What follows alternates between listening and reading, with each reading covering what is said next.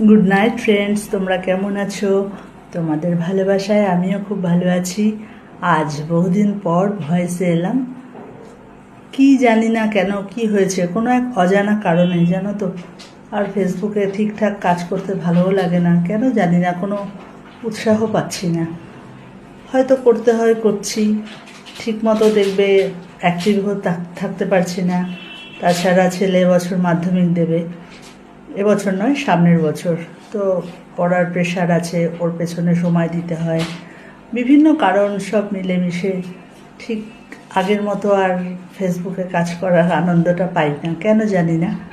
তো তোমরা ভালোভাবে কাজ করো, তোমরা ঠিকঠাক করো, তোমাদের ভিডিও দেখতে আমার ভীষণ ভালো লাগে।